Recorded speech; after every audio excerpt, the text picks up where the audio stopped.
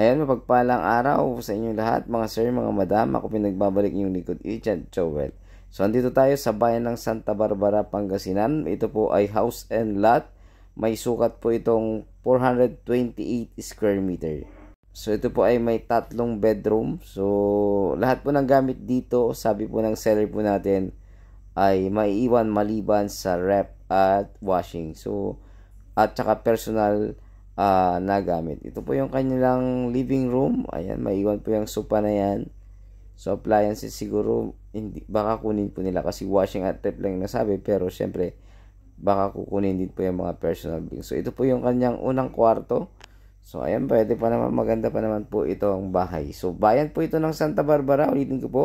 At ang presyo po nito ay 3.5 million negotiable sa ating seller. Pag-usapan nyo po yung capital gain tax about dun po sa presyo na 3.5 ay sagot po nila yung capital gain tax, pero pag yun nga lang, pag natawadan po ay doon po kayo mag i-negotiate. So may cabinet din po yung kanyang kwarto. So ito rin pangalawang kwarto, may double deck. Syempre maiwan po yan, hindi naman po appliances yan.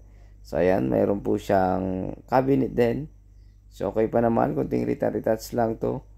Mga sir, pwede pa po ito dito sa bayan ng Santa Barbara, Pangasinan. So maiiwan yung mga gamit na iba maliban sa rep at washing daw po. So ayan, ito yung kanilang CR. Ayan, pwede pa po.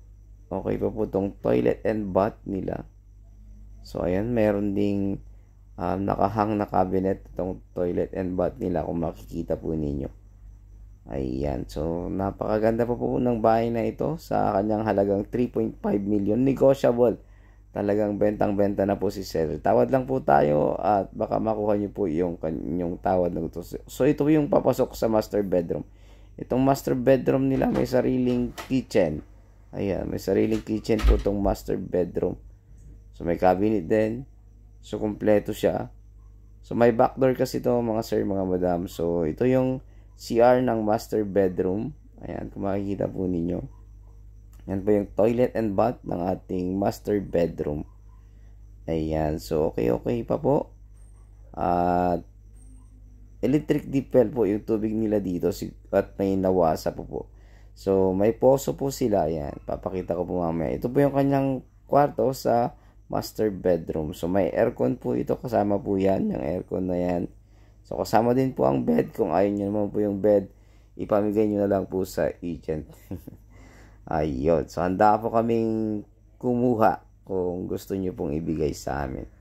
So, ayan. Palabas po tayo. May backdoor po kasi itong master bedroom na to. So, ayan. Pwede siyang lumabas sa likod sa pintuan. Ayan. Pwede po ito sa inyo mga sir, sa mga gusto po ng ganitong property.